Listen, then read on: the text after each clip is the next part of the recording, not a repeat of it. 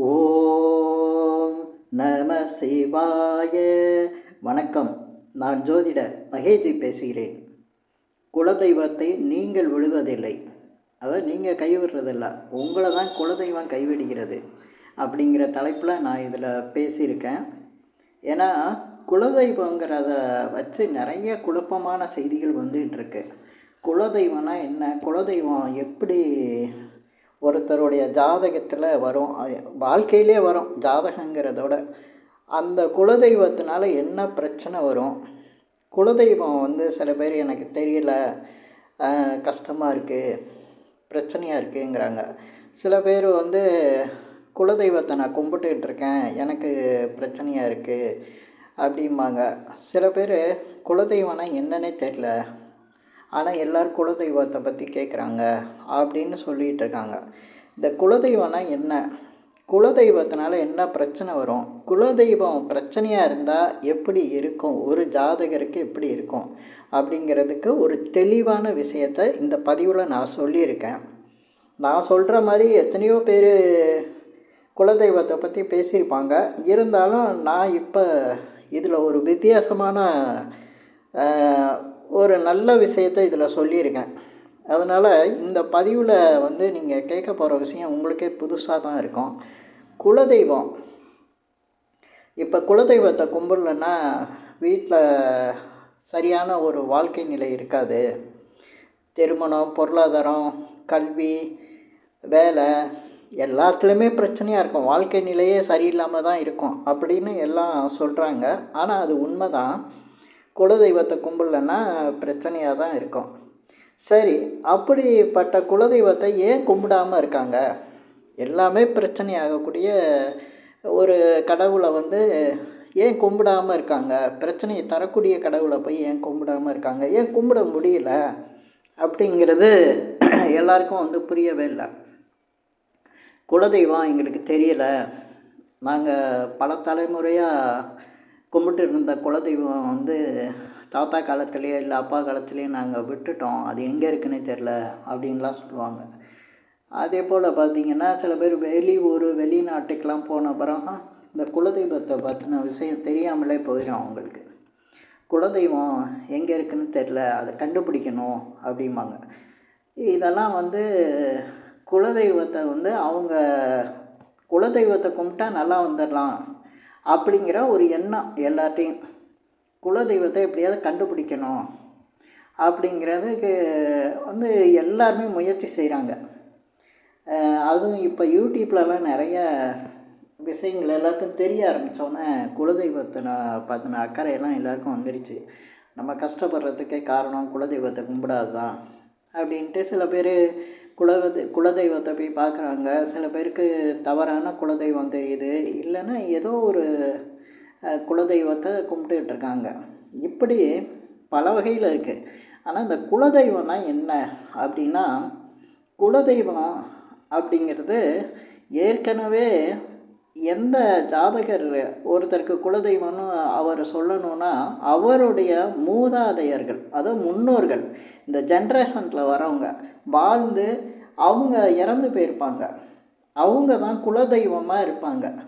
அந்த குலதெய்வத்தை தான் குலதெய்வம்னு எல்லாம் சொல்லி கும்பிட்றாங்க. இப்போ குலதெய்வத்தை கும்பிட்டா நல்லது நடக்குமா அப்படின்னு, நல்லது தான் நடக்கும் அப்படிங்கிற மாதிரி எல்லாம் சொல்லி வச்சுருக்காங்கல்ல, அதனால எல்லோரும் குலதெய்வத்தை தேடி போகிறாங்க. ஆனால் ஒரு ஜாதகத்தில் அவருக்கு குலதெய்வத்தை கும்பிட்டா நல்லது நடக்குங்கிறதும் இருக்கும். சில ஜாதகத்தில் குலதெய்வம் கோயிலுக்கு போனாலே அவருக்கு பிரச்சனையாயிரும் அப்படின்னு இருக்கும். அதெல்லாம் பார்த்து தான் செய்யணும். ஆனாலும் குலதெய்வத்தை பற்றின விஷயங்கள் எல்லாருக்கும் ஒரு குழப்பமான நிலையாக தான் இருக்குது. நாங்கள் குலதெய்வத்தை விட்டுட்டோம் அப்படின்னு எல்லாரும் சொல்கிறாங்க. ஏன்னா குலதெய்வத்தை கும்பிடாதவங்க, கஷ்டப்படுறவங்க யாராவது சொல்லி குலதெய்வத்தை கும்பிடுங்க சரியாக வந்துடும்னு சொன்னால் நாங்கள் குலதெய்வத்தை விட்டுட்டோம், கும்பிட விட்டுட்டோம் அப்படிங்கிறாங்க. உண்மையில் அப்படி கிடையாது. யாருமே குலதெய்வத்தை விட முடியாது. குலதெய்வம் உங்களை விடும். எப்போ விடுன்னா எல்லா நேரத்துலையும் விடாது, அதுக்குன்னு ஒரு காலகட்டம் இருக்குது. அந்த காலகட்டம் முடிஞ்சிட்டா குலதெய்வம் கண்டிப்பாக உங்களை விட்டுரும். ஏன் விடுது அப்படின்னா, ஒரு மனிதனுக்கு 13 தலைமுறை தான் கணக்கு. ஒரு குலத்தில் பிறந்து வளர்றான்னா அவனுக்கு 13 தலைமுறை தான் அதில் இருக்க முடியும். அதுக்கடுத்து அவனுடைய ஜென்ரேஷன் மாறிடும், அந்த குலம் மாறும் அவனுக்கு. அது உலகத்தில் எல்லா இடத்துலையும் பொதுவான நியதி, எல்லா மனுஷங்களுக்குமே உண்டு. எந்த கண்ட்ரி, எந்த நாட்டில் பிறந்து எந்த மொழி பேசினாலும் எல்லாருக்குமே ஒரு சந்ததியிலேருந்து அடுத்த சந்ததிக்கு அவங்க 13 தலைமுறைக்கு அப்புறம் மாறிடுவாங்க. இது வித்தியாசமாக இருக்கே. இப்போ அமெரிக்காக்காரங்களுக்கு எப்படி இருக்கும், இதில் துபாயில் பிறந்தவங்களுக்கு எப்படி இருக்கும் அப்படின்னு கேட்காதீங்க. கேட்கலாம், அதுக்கும் பதில் வரும். ஏன்னா ஒரு பாதிப்போ அல்லது நல்லதோ நடக்குதுன்னா அதுக்கு வந்து நாடோ மொழியோ இதெல்லாம் வந்து கிரகங்கள், அதே போல் இந்த மாபெரும் சக்திகள் இதெல்லாம் பார்க்காது.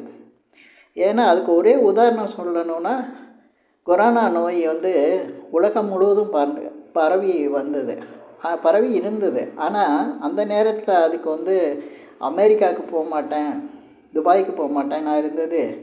எந்த கண்ட்ரியாக இருந்தாலும் அந்த இடத்துல வேலை செய்யும். அதுபோல தான் இது. இந்த குலதெய்வங்கிறது நம்மளுக்கு மீறி அப்பாற்பட்ட சக்திகள், நம்ம இயக்குகிற சக்திகள், கிரகங்கள் எல்லாமே எல்லா இடத்துலையும் பரவி தான் இருக்கும். அதனால் ஒரு ஜென்ரேஷனுக்கு 13 தலைமுறை தான், அதுக்கப்புறம் இருக்காது. இப்போ இந்த குலதெய்வம் பாதிக்கப்பட்டவங்க, குலதெய்வம் கும்பிட முடியாதவங்க, ஏதோ பிரச்சனைன்னு இருக்கவங்க எப்படி இருக்காங்க அப்படின்னா, குடும்பத்தில் பார்த்திங்கன்னா அவங்க குலதெய்வம் தெரியலைன்னு வர்றவங்களாம் அவங்க கடைசி அந்த 13வது தலைமுறையாக இருப்பாங்க. அவங்களுக்கு தான் இந்த பிரச்சனை வரும். ஏன்னா அந்த நேரத்தில் குலதெய்வமே அவங்கள கைவிட்டுரும். அப்போ வந்து ஆட்டோமேட்டிக்காக அவங்க எங்களுக்கு குலதெய்வம் தெரியல, எங்களுக்கு கஷ்டமாக இருக்குது, பிரச்சனையாக இருக்குது, ஏதோ ஒரு பிரச்சனை இருக்கும். பொருளாதாரத்தில் நல்லா கூட இருப்பாங்க, வசதி வாய்ப்புகளாக நல்லா வேலையில் இருப்பாங்க. ஆனால் குடும்பத்தில் சிக்கல்களாக இருக்கும். கணவன் மனைவி பிரச்சனை, திருமண பிரச்சனை, பிள்ளைங்க பிரச்சனை, இப்படியெல்லாம் இருக்கும். ஏதோ ஒரு பிரச்சனை கொடுத்துரும். சில பேருக்கு பொருளாதார பிரச்சனை கொடுத்துரும். வேலை இருக்காது, கல்வி இருக்காது, முன்னேற்றம் இருக்காது, ஏதோ ஒரு தடையை கொடுத்துரும். அப்போ குலதெய்வம் கைவிட்டுருச்சு, குலதெய்வத்தை கும்பிட்டா இதெல்லாம் சரியாக வந்துடும்னு சொல்கிறாங்க அப்படின்ட்டு குலதெய்வத்தை தேடுவாங்க. தேடி போனாலும் இவங்களுக்கு அது கடைசியாக இருக்கும். 13வது முறையாக வந்துட்டாங்கன்னா குலதெய்வம் இவங்களை கை விட்டுருக்கும். ஏன்னா குலதெய்வம் வந்து இவங்களுக்கு அந்த 13 தலைமுறைக்குள்ளே வந்தால் குலதெய்வம் இவங்களை கையே விடாது. குலதெய்வத்தை விட்டு இவங்க பிரியவும் முடியாது. ஏதோ ஒரு வகையில் இவங்க குலதெய்வத்தோட தொடர்பு இருக்கிற மாதிரி தான் இவங்க வாழ்க்கை நிலையே இருக்கும். இந்த மாதிரி பிரச்சனையை சொல்லியே வரமாட்டாங்க. குலதெய்வம் என்ன குழந்தையா காணா போகிறதுக்கு, குலதெய்வத்துக்கு எல்லாமே தெரியும். இவங்களுடைய வம்சத்தில் வரவங்கள எப்படி காப்பாற்றணும்னு தெரியும். அதனால் குலதெய்வங்களை கை விடாது. இந்த குலதெய்வம் கை விட்டது அப்படின்னு இவங்க நினைக்கிற அளவுக்கு கஷ்டத்தை கொடுக்குறாங்கன்னா நிச்சயமாக அப்போ குலதெய்வம் வந்து ஜென்ரேஷன் மாற போகிறவங்க அப்படிங்கிறதுனால அவங்களுக்கு குலதெய்வம் ஏதோ ஒரு வகையில் கைவிட்டுரும். அதே போல் இது எப்படி தெரியும்னு பார்த்திங்கன்னா, நிறைய பேருக்கு குலதெய்வம் கைவிட்டவங்களுக்கு குழந்தை இருக்காது, அதே போல் நல்ல கல்வி நிலை இருக்காது, வேலை அமையாது, கஷ்டப்படுவாங்க. இந்த திருமணத்தில் பல சிக்கல்களை ஏற்படுத்தும். ஜாதி மாதிரி திருமணம் பண்ணுறது, அதே போல் சொந்த ஊரை விட்டு வேறு இடத்துல வாழ வைக்கிறது, வெளிநாட்டில் போய் சம்பந்தமே இல்லாத மக்களோடு சேர்ந்து வாழ்கிறது, உறவுகளை விட்டு பிரிஞ்சு போகிறது, அதே போல் காதல் திருமணம், இது மாதிரி நிறைய காட்டும். இதுதான் வந்து குலதெய்வம் வந்து அவங்கள அடுத்த இதுக்கு மாற்றுது அப்படிங்கிறத காட்டும். இது அறிவியல் பூர்வமாகவே சொல்லியிருக்காங்க. அவங்க குலதெய்வம்னு சொல்ல குரோமோசோம்னு சொல்லியிருப்பாங்க. குரோமோசோம் அப்படிங்கிறது XYன்னு வரும். அது வந்து எக்ஸுங்கிறது ஆணுக்கும் இருக்கும், பெண்ணுக்கும் இருக்கும். ஆனால் அந்த ஒய்ங்கிறது ஆணுக்கு மட்டும்தான் இருக்கும். இந்த ஒய்ங்கிற அந்த சக்தி வந்து ஆணுக்கு ஆண் குழந்தையை கொடுக்கும், எக்ஸுங்கிறது பெண் குழந்தையை கொடுக்கும். இப்போ பெண்ணுக்கு வந்து எக்ஸு மட்டும்தான் இருக்கும்னு சொல்லியிருக்கேன். ஆணுக்கு தான் எக்ஸ் ஒய் இருக்கும். ஆணுக்கு எக்ஸாக இருந்துச்சுன்னா, பெண்ணுக்கு எக்ஸாக இருந்ததுன்னா பெண் குழந்தை தான் உங்களுக்கு பிறக்கும். ஆணுக்கு ஒய் இருந்ததுன்னா, பெண்ணுக்கு எக்ஸ் இருந்ததுன்னா அங்கே ஆண் குழந்தை பிறக்கும். இந்த மாதிரி தான் இருக்கும். இந்த ஒய்ங்கிற குரோமோசோம் தான் 13 தலைமுறைக்கு தான் இருக்கும் அவங்க தலைமுறையில். அப்புறம் அது அழிஞ்சிரும், அதோட தன்மை அழிஞ்சிரும். அப்போ தான் இந்த ஜாதகருக்கு பார்த்திங்கன்னா, இந்த 13வது தலைமுறை வந்ததுன்னா அவருக்கு ஆண் குழந்தை பிறக்காது, பெண் குழந்தை பிறக்கும். சில பேருக்கு குழந்தையே இருக்காது, குழந்தை இல்லாமல் வம்சம் இல்லாமல் போகும். அதே போல் திருமணம் வந்து குழப்ப நிலையில் இருக்கும். குடும்பத்தில் யாருக்குமே வந்து ஒரு குறிப்பிட்ட அவங்க இனத்துக்குள்ளேயே கல்யாணம் பண்ணியிருக்க மாட்டாங்க. எல்லாமே மாறி மாறி வரும். வீட்டில் எல்லாமே வந்து வித்தியாசமாக இருக்கும். அதே போல் பொருளாதார நிலையில் கஷ்டத்தை கொடுத்தா அவங்களுடைய வாழ்க்கை நிலை எல்லாமே மாறிடும். அதே போல் வெளிநாடு போகிறது, வெளியூரில் போய் வாழ்க்கையை நடத்துறது, சம்மந்தமே இல்லாதவங்களோட சேர்ந்து இருக்கிறது, மொழி மாற்றம், இன மாற்றம் எல்லாம் நடக்கும். இதுதான் குலதெய்வம் வந்து அவங்கள்ட்டேருந்து விலகிறதுக்கான காரணம். குலதெய்வம் வந்து அந்த 13 தலைமுறையாக இருக்கிறவங்கள்ட்ட தான் இருக்கும். அதை 13வது தலைமுறையில் மாறும். மொத்தம் 12 தலைமுறைக்கே அவங்களுக்கு இருக்கும். 13வதில் தான் இந்த விஷயத்தை காட்டும். இதை நம்ம ஒரு ஜாதகரோட வாழ்க்கையில் தெரிஞ்சுக்கிறதுனா ஈஸியாக தெரிஞ்சுக்கலாம். ஒருத்தர் பிறந்த தேதியில் பார்த்திங்கன்னா 4, 13, 22, 31 இந்த தேதியில் பிறந்தவங்களுக்கு பார்த்திங்கன்னா அந்த நான் சொல்கிற மாதிரி இந்த 13வது தலைமுறையாக இருப்பாங்க.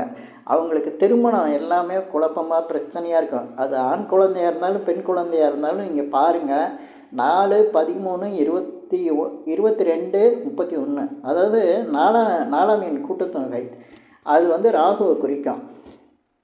இது எல்லாமே வந்து ஒரு திருமணத்தில் குழப்பத்தை கொடுக்கக்கூடிய இந்த தேதி, பிறந்த தேதி. இது வந்து இங்கிலீஷ் தேதி தான் இல்லை, தமிழ் தேதியில் இந்த தேதியில் பிறந்திருந்தாலும் அவங்களுக்கும் அப்படி தான் இருக்குது. நான் நிறைய ஆய்வு பண்ணி பார்க்கையில் அதுவும் கரெக்டாக வருது. தமிழ் தேதி, தமிழ் மாதத்தில் இப்போ சித்திரை மாதமோ வைகாசி மாதமோ இப்படி வரிசையாக பங்குனி மாதம் வரையும் பிறக்கிறவங்க நான் சொல்லக்கூடிய இந்த 4, 13, 22, 31 இந்த தேதியில் பிறந்திருந்தாலும் அவங்களுக்கும் வருது. இதுக்கடுத்து பார்த்திங்கன்னா அவங்க ஜாதகத்தில் வந்து நம்ம குலதெய்வம்னு சொல்லக்கூடியது வந்து சுக்கிரர் தான் சொல்லுவோம். சுக்கிரன் கிரகத்தை வச்சு சொல்கிறோம். அதனால் ஒரு ஜாதகத்தில் சுக்கிரன் ஆட்சி பெற்றோ அல்லது உச்சம் பெற்றோ இருந்தாலும் அவங்களுக்கும் இந்த குலதெய்வ பிரச்சனை வந்துடுது. ஏன்னா சுக்கிரன் உச்சம் பெற்று ஆட்சி பெற்று நீசம் பெற்றிருந்தாலும் இந்த நிலை வந்துடுது. ஏன்னா சுக்கிரனோட வேலை வந்து குலதெய்வத்தை இண்டிகேட் பண்ணுது, அடையாளம் காட்டுது, குலதெய்வத்தில் பிரச்சனை இருக்குது அப்படிங்கிறத காட்டுது. இந்த குலதெய்வம் பிரச்சனை இருக்கிறவங்க இன்னும் கொஞ்சம் ஜாதகத்தில் பார்க்க போனால் லக்னாதிபதியோடையோ இல்லை லக்னத்திலே சுக்கிரன் இருக்கும். அவங்களுக்கு லக்னாதிபதி எங்கே இருந்தாலும் அங்கே சுக்கிரன் இருக்கும். அதே போல் சுக்கிரர் வந்து லக்னத்துக்கு 5, 7, 9 இங்கே இருந்தாலும் இந்த குலதெய்வம் பிரச்சனை அவங்களுக்கு இருக்கும். வாழ்க்கை நிலையில் இந்த மாதிரி சிக்கல்கள்லாம் இருக்கும். இப்படி இருக்கும்போது இந்த குலதெய்வம் அப்படிங்கிறத வச்சு நிறைய பேர் கவலைப்படுறாங்க. இந்த மாதிரி பிரச்சனைகள்லாம் வருது அப்படின்னாவே குலதெய்வம் கைவிடுதுன்னு அர்த்தம்.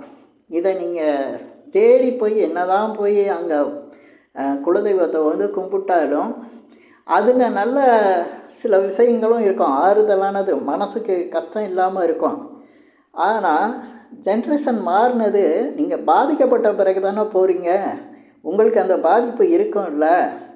ஏன்னா ஒருத்தர் உடனே போய் கடவுளெல்லாம் கும்பிட்றது இல்லை.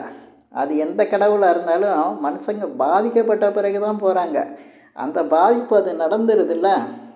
அப்போ அந்த ஜென்ரேஷன் மாற்றங்கிறது அங்கே நடந்துருது. அதனால் அந்த குலதெய்வத்தினை பற்றி எதுவும் அவசியம் ரொம்ப கவலைப்பட வேண்டியதில்லை. குலதெய்வம் உங்களை கைவிடாது. சில நேரங்களில் பார்த்திங்கன்னா உங்களுக்கு அந்த 13வது தலைமுறையிலே நீங்கள் இருந்தால் கூட உங்களை குலதெய்வம் வந்து காப்பாற்றிக்கிட்டு இருக்கோம். அதாவது ஏதோ ஒரு வகையில் உங்களுக்கு ஒரு நல்ல விஷயமும் நடந்துக்கிட்டு தான் இருக்கும். ஜென்ரேஷன் தான் மாறுவீங்க. அதே போல் திருமண விஷயங்கள்லையும் இது கஷ்டத்தை ஏற்படுத்துது. திருமணம் ஆகாது. சில பேருக்கு பார்த்திங்கன்னா திருமண தடை அதிகமாக இருக்கும். அப்புறம் திருமணத்தில் கணவன் மனைவி பிரச்சனை வரும். இதுவும் வந்து அந்த 13வது தலைமுறையாக தான் இருக்கும். அதனால தான் இந்த பதிவில் நான் இந்த மாதிரி சில முக்கியமான விஷயங்களை சொல்லி நடப்பது சரியாக தான் நடந்துகிட்ருக்கோம். எதுவுமே தவறாக நடந்துடாது. இதில் இருந்தெல்லாம் தப்பிக்கணும், சரி நல்ல விஷயமெல்லாம் நடக்கணும்னா அதுக்கு ஒரே வழி தர்ம கோட்பாடு. அதாவது நம்ம தர்மப்படி நடக்கணும், அவ்வளோதான், வேறு ஒன்றும் இல்லை. தர்மம்னா நிறைய காசு கொண்டு போய் போடுறது கிடையாது. நல்ல வழியில் நடக்கணும், எல்லாத்தையும் நல்லதாக செய்யணும். அப்போ இந்த பிரச்சனை வந்து அதிகமாக இருக்காது. இந்த பதிவில் நான் சில விஷயங்கள் சொல்லியிருக்கேன். நிறைய பேசினா வீடியோ பெருசாகிட்டே இருக்கும். அதனால் இதுவரையும் நான் சொன்ன இந்த விஷயம் உங்களுக்கு பிடிச்சிருந்தா ஷேர் பண்ணுங்கள், லைக் பண்ணுங்கள். அதே போல் இந்த சேனலுக்கு சப்ஸ்கிரைப் பண்ணுங்கள். என்கிட்ட ஜாதகம் பார்க்கணுன்னா மட்டும் கீழே இருக்க என் நம்பருக்கு கால் பண்ணுங்கள். நன்றி, வணக்கம்.